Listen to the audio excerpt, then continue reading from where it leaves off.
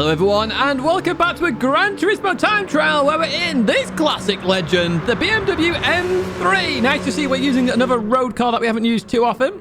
Now we're at Dragon Trail Gardens reverse. As you can see there, the BMW M3 sports hard tyres. I put it's hard, it's also fun, and a little bit drifty. It really is drifty, you do have to be careful. And the gold estimate I've put around a 150.9. It may come down a little bit more, but you do need to get into the 50s to at least have a chance of getting gold and 2 million credits. Of course, you can go for silver or bronze, which is a little bit less credits, but it's still possible to get.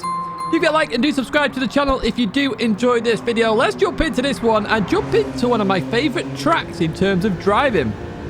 So, you're going to rev this car all the way to 7,500 revs. And as you head towards turn number 1, you're looking for the 150 board on the left-hand side. You're going to brake just before that gets to the edge of your screen here, and you want to brake in a straight line. I want you to stay or drop down to third gear and stay in third gear. The reason for this is stability reasons, as you can see on Chase Cam there.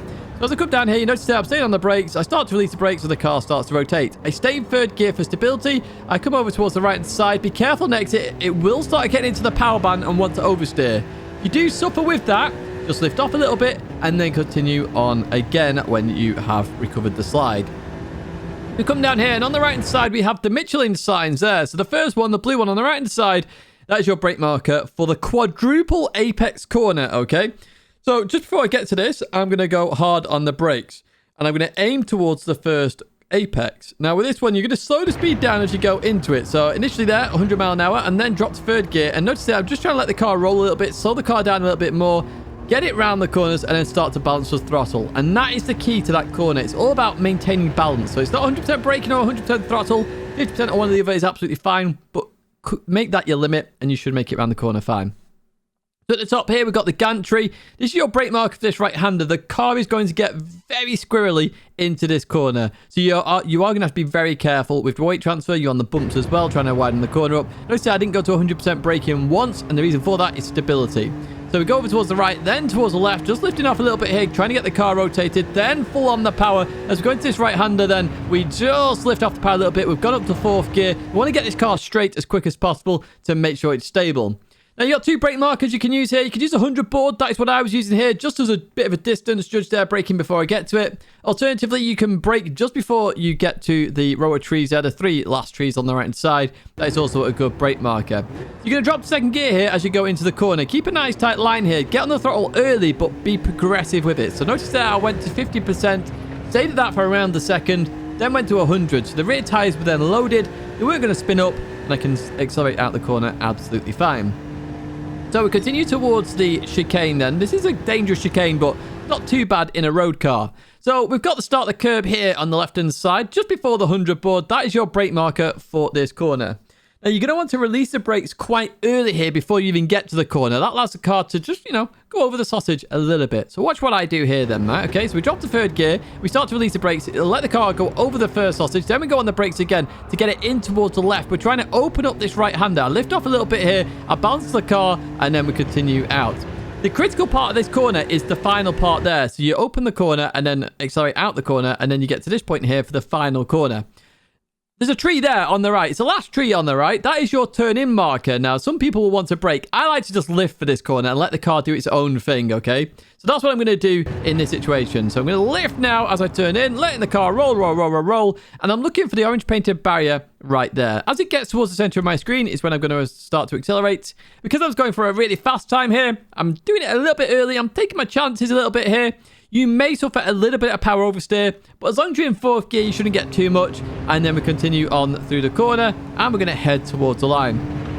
That's it in a nutshell with this car. It's all about keeping it stable on entry and exit and controlling the weight transfer. That's a 148.6. I do expect 47s here. We jump to the pad lap then as we go in towards turn 1, and it's the same sort of thing there. We brake just before the 150 board. We turn into here, staying in third gear, letting the car stay balanced there, and on exit, we can accelerate out. Now, on the pad, that turn 1 actually felt easier. I'm not sure it was as quick as the wheel, but it did feel easier on the pads. Just keep that in mind. You've got a bit of help there in terms of the pad assist. The Michelin sign on the right side is your brake marker as we brake into here. So we start to release it. We go through these corners. We're letting the car roll, drop to third gear, just controlling the speed of the car, slowly bringing it down. And once we get to the final one here, we accelerate through the corner. With the apexes there, it's hit, hit, miss, hit. Try and remember that one. So the gantry at the top here is my brake marker. I turn in. Again, try to maintain 70 miles an hour through this corner. Over towards the right, then over towards the left with a slight lift here. And then we're trying to get on the power as much as we can. We're going to go up to 4th gear before this right as we go into here. And then we want to straighten up the car, ready for the braking zone. Just before the 100-meter board here, we hit the brakes. Drop to 2nd gear. We want to get it rotated and turned in. Notice there, I've gone a little bit deep, so I lost a little bit of time to my wheel time there. But a little bit of bit of mischief in the rear of the car on exit because we went too deep, but we do get out the corner and we're looking to now get towards the chicane. So when you get towards the chicane here, just start of the curb on the left-hand side is your brake marker. There it is. Drop to 3rd gear. We want to release the brakes quite early, let the car turn in. Down here, hit the brakes again, get it over towards the left-hand side as much as we can, and then go in towards the right. Now, I've gone in a little bit tighter here, so I'm not going to carry as much momentum. And notice the ghost accelerate there. Because I was tighter into that right-hander, it cost me more time. You do really want to open that one up. We go into here then, and we're looking for the orange painted barrier. We've accelerated through there. A little bit of oversteer, which has caused some understeer as we've tried to catch it there.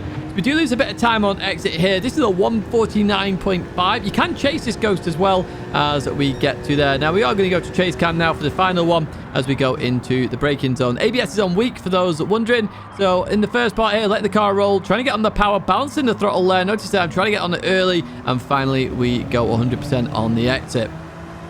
Remember, rev the car all the way to 7,500 RPM. And we're going to continue towards the right-hand side, looking for the Michelin sign. Not that one, but this one right here. So we go on the brakes and control the car. Notice there, I'm not going to do 50% braking or accelerating. It's just letting the car flow through the corner and just trying to maintain a bit of speed. Now we try and get on full throttle because we've got the final apex there. Can straighten up and continue towards the gantry. The gantry is your brake marker. Remember, you can get a bit unstable as you go into here, so just be careful. Maintain 70 miles an hour. Over towards the right, slight lift as we chuck it left then, and then we bounce the car. We want to get on the power early, but we want to at least have a nice line for this right-hander. If you go in too tight to this, you're going to understeer off, so just keep that in mind.